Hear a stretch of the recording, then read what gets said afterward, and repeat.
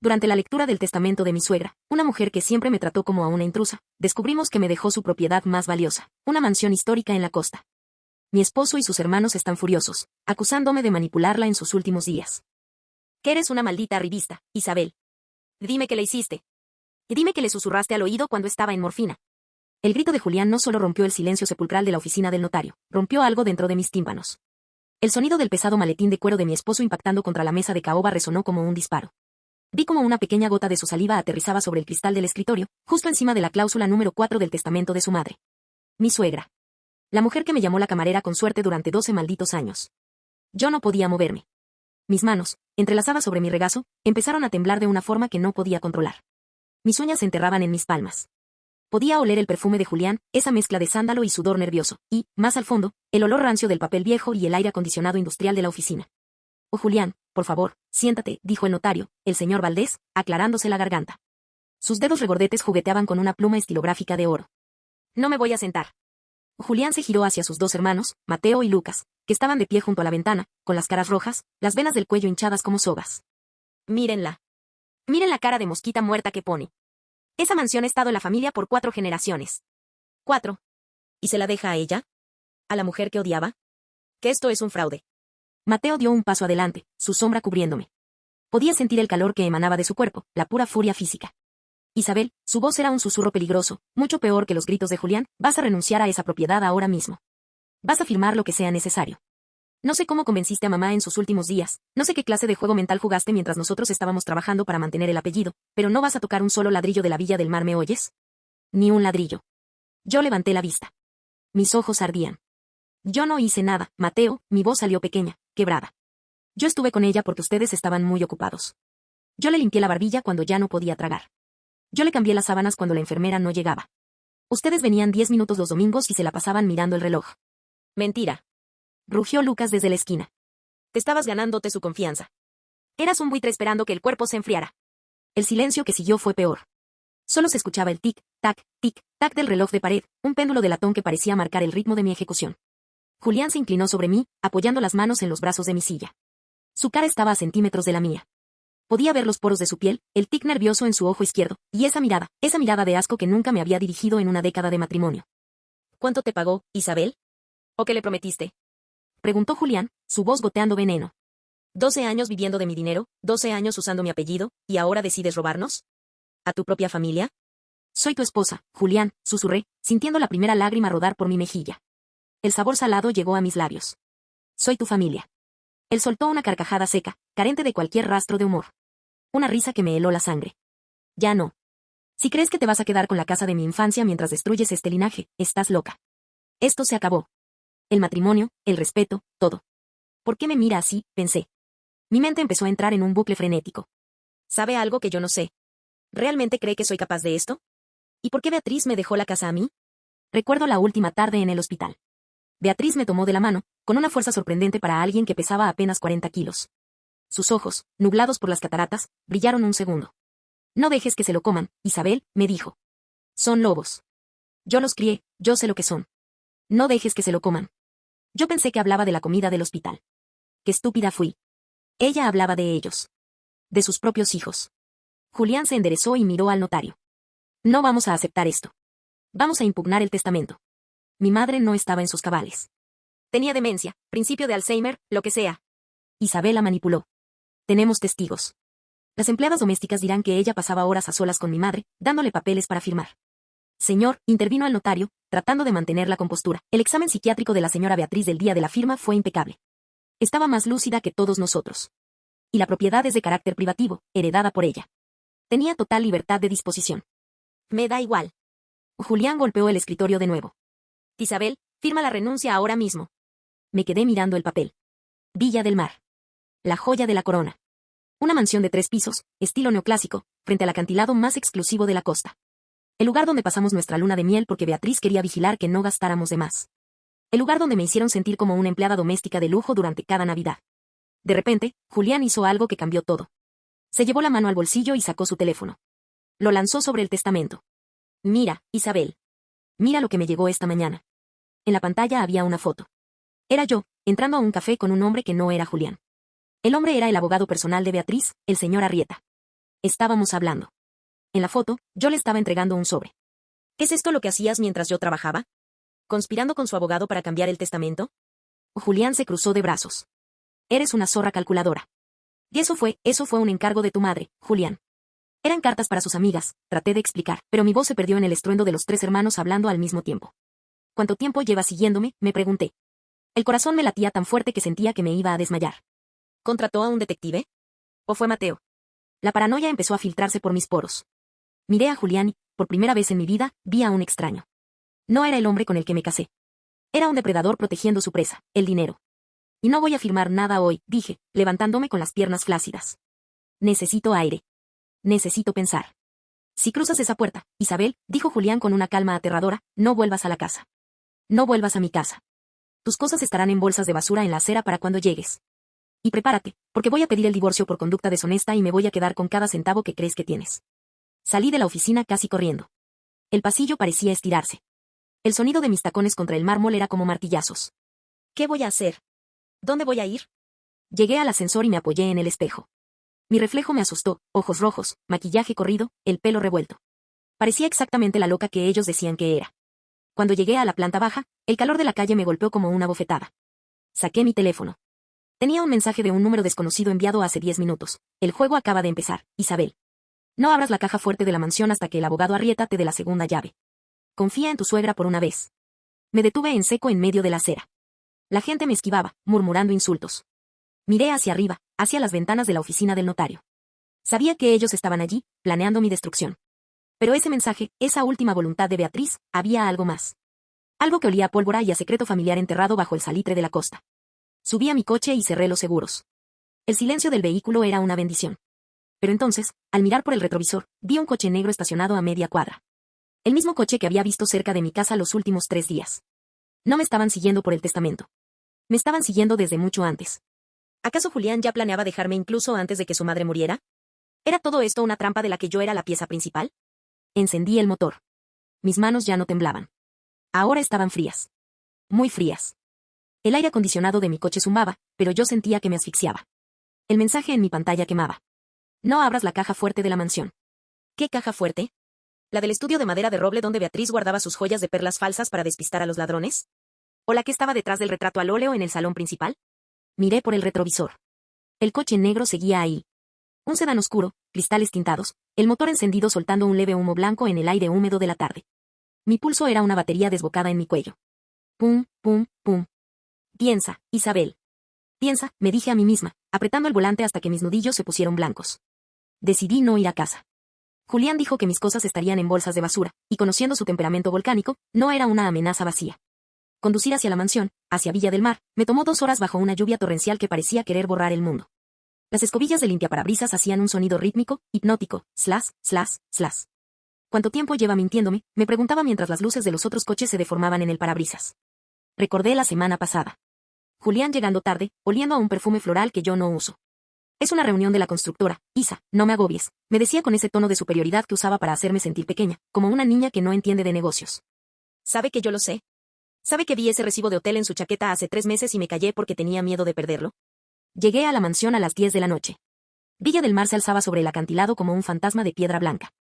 El viento soplaba con una furia que hacía que los árboles se doblaran como ancianos suplicando piedad. Entré con mi copia de la llave, la que Beatriz me dio por si acaso mis hijos olvidan que tengo que comer. El interior olía a humedad, a cera de muebles cara y a ese vacío que dejan los muertos. Encendí las luces del gran salón. Las sombras se alargaron por las paredes, trepando por las molduras doradas. Subí las escaleras de mármol, sintiendo que cada paso resonaba en toda la casa. Mi sombra me seguía, una mancha negra proyectada por las lámparas de cristal. Fui directo al estudio. El cuadro de Beatriz, joven y hermosa, me miraba con una expresión que ahora me parecía de advertencia. Moví el marco. Ahí estaba. La caja fuerte digital de última generación. No era la vieja caja de combinación de su marido. Era nueva. Intenté fechas. Mi cumpleaños. El de Julián. El aniversario de bodas. Error. Error. Error. Entonces recordé el mensaje. La segunda llave. Llamé al señor Arrieta. Mi mano temblaba tanto que casi se me cae el teléfono. Diga. La voz del abogado sonaba cansada, distante. Soy Isabel. Estoy en la casa. Recibí un mensaje, las palabras se me atropellaban. ¿Qué llave, Arrieta? ¿De qué hablaba Beatriz? Hubo un silencio del otro lado. Un silencio que duró una eternidad. Solo escuchaba mi propia respiración agitada y el rugido del mar golpeando las rocas allá abajo. Isabel, suspiró Arrieta. Revisa el doble fondo del joyero que te regaló por tu 10º aniversario. Ese que Julián intentó tirar a la basura diciendo que era baratija. Colgué. Corrí a la habitación de invitados donde guardaba mis cosas cuando nos quedábamos aquí. Ahí estaba, el joyero de laca roja. Rompí la base con un abrecartas. Mis dedos sangraron un poco, un tajo fino y ardiente, pero no me importó. Entre las astillas de madera, cayó una pequeña llave USB y una nota escrita a mano con la caligrafía temblorosa de mi suegra. Para la única persona que no me vio como un cheque en blanco. Mira lo que hay dentro, Isabel. Y luego, quémalo todo. Conecté el USB a mi laptop. Mis ojos no podían creer lo que veían. Eran carpetas y carpetas de documentos escaneados. Facturas. Transferencias bancarias. Contratos de una empresa fantasma llamada Holdings JML. JML. Julián, Mateo, Lucas. Empecé a leer, devorando las palabras mientras el horror se instalaba en mi estómago como un bloque de hielo. Julián y sus hermanos no solo estaban trabajando en la constructora familiar. Llevaban 5 años desviando fondos de la herencia de su madre hacia una cuenta en las Islas Caimán. Habían inflado facturas de mantenimiento de la mansión, cobrado seguros por accidentes que nunca ocurrieron, y, lo peor de todo.